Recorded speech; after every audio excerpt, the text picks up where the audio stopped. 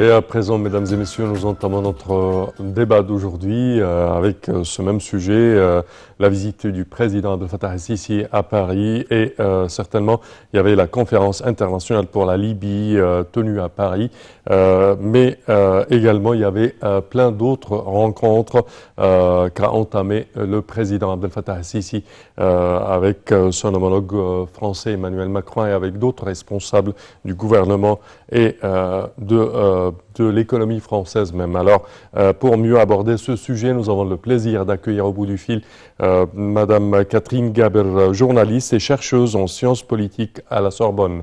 Bonjour. Bonjour à vous.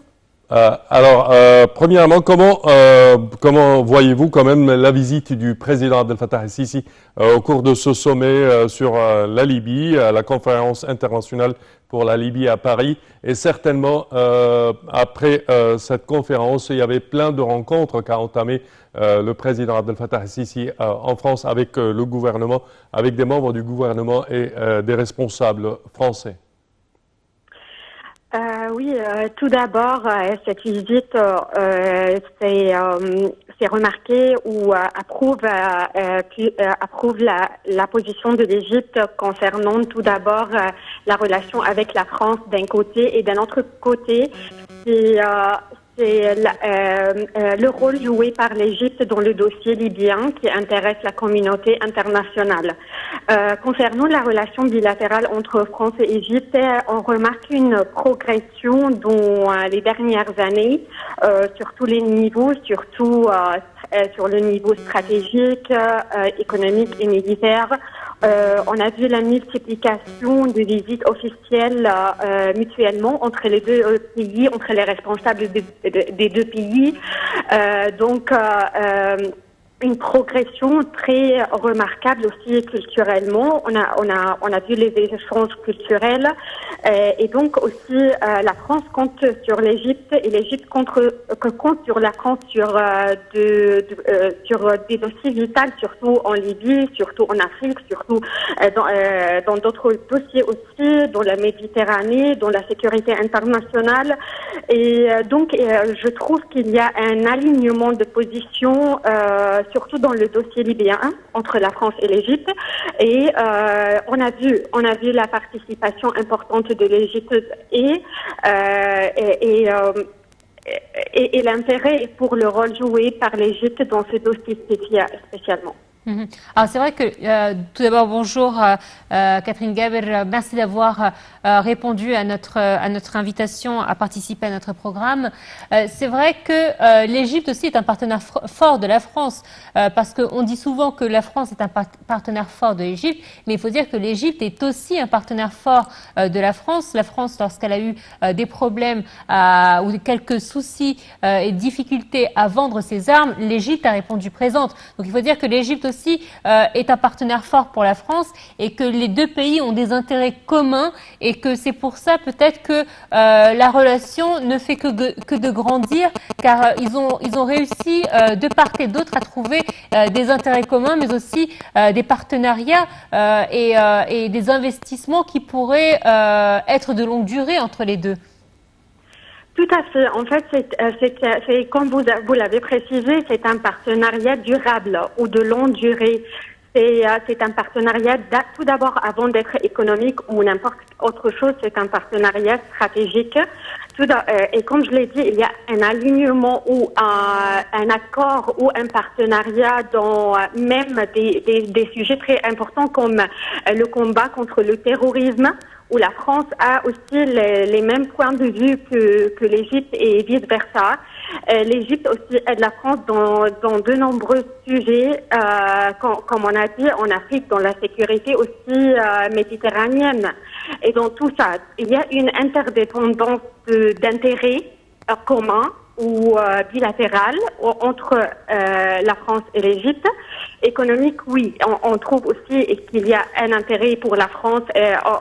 On considère que l'Égypte est le portail vers l'Afrique pour la France, économiquement et sur le plan sécuritaire. Et donc, on trouve une progression très, très remarquable. Alors c'est vrai que il y a quelques années, si vous vous souvenez bien, lors de la première participation du président Abdel Fattah el-Sisi au Conseil des Nations Unies, lors de l'arrivée à son mandat, il avait averti le monde entier de la gravité de la montée de l'immigration et de la montée du terrorisme. Et c'est vrai que il a tenu parole parce qu'il a réussi à maintenir il a contrôlé la migration vers l'Europe de chez lui. On n'a plus de migrants qui partent de l'Égypte vers l'Europe. Donc, il a tenu parole à la différence d'autres pays qui avaient eux aussi promis que cela n'allait pas se faire et que ça s'est fait. Donc aujourd'hui, je pense que les migrants est une question très importante pour l'Europe et rien que le fait d'avoir tenu promesse, d'avoir contenu et contrôlé ce flux de migration qu'il y avait, je pense que l'Égypte s'affiche aujourd'hui comme un pays fort qui arrive à contrôler ses frontières et à tenir ses promesses. Évidemment, et on a trouvé que même la France et toute l'Union européenne ont salué le rôle joué par l'Égypte concernant l'immigration clandestine. On a trouvé aussi plusieurs responsables français qui a dit que l'Égypte a tenu sa promesse concernant ce sujet-là et a aidé aussi la Libye concernant ce sujet de l'immigration clandestine et surtout venue de l'Afrique. Donc oui, ça c'est un dossier très important pour l'Europe à voir avec l'Égypte ou à organiser avec l'Égypte et plein d'autres dossiers qui vraiment intéressent l'Europe, surtout l'Égypte maintenant qui a le siège du Forum du gaz de la Méditerranée orientale et la France est devenue un membre permanent dans ce forum-là. Et donc la multiplication ou l'enchevêtrement des intérêts communs entre la France et l'Égypte est couronné par de vrais partenariats durables sur tous les plans économiques, stratégiques, militaires et dans tous les domaines et on apprécie cela. Nous, on apprécie tellement cela, surtout aussi les échanges culturels qui joue un rôle très important sur le plan moral entre les deux peuples. On se rattache culturellement entre Français et Égyptiens. Et ça, c'est très important aussi. Oui. Madame Catherine, également, au cours de sa visite, le président Abdel Fattah el-Sisi a eu un entretien avec la première ministre tunisienne, Najla Boudane, et il a manifesté la solidarité de l'Égypte pour la Tunisie. Et ça fait preuve certainement des longues relations de longue date entre l'Égypte et la Tunisie, n'est-ce pas?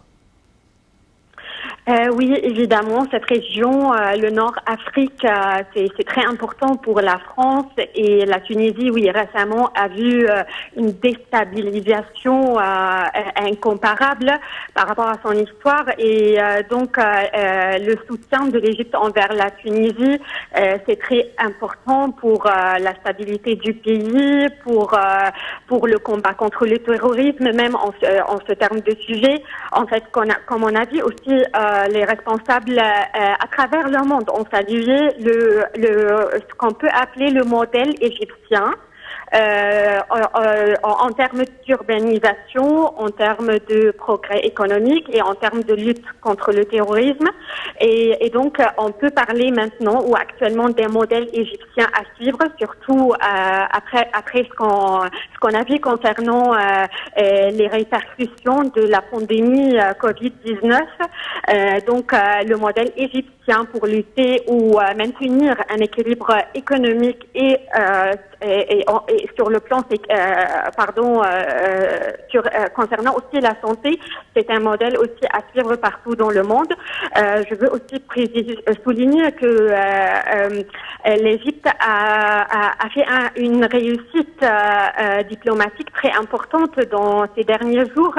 L'Égypte recevra la COP27 concernant le climat et la protection de l'environnement en 2022 et ça c'est un gain ou une confiance internationale envers l'Égypte à maintenir une telle conférence ou une telle réunion très très très importante dans un enjeu qui intéresse tout le monde et qui est vraiment un dossier chaud dans ces dernières années. Effectivement, c'est un événement très important. Donc, l'Égypte va tenir en 2022 à Sharm el-Sheikh, la COP 27. Là, nous avons vu des images de la conférence internationale sur la Libye. Effectivement, la conférence ne pouvait pas se faire sans l'Égypte, qui joue un rôle très important dans la région, de par sa proximité avec la Libye. Et là encore, le président Abdel Fattah el-Sisi a adressé un discours très important en rappelant l'importance de garder, de maintenir à la Libye sa souveraineté, qu'il n'y ait pas de division, que de laisser les Libyens choisir leur prochain chef d'État, de choisir leur propre politique. Il a insisté sur le fait qu'il était important que chaque pays préserve et maintienne leur souveraineté sans qu'il y ait d'interaction de la part d'un pays ou un autre. Et ça, je pense que c'est un message fort qu'il a adressé et que je pense que beaucoup ont adhéré à ce principe-là. Oui, je partage avec vous parce que le mot dit par le président, cette allocution qu'il a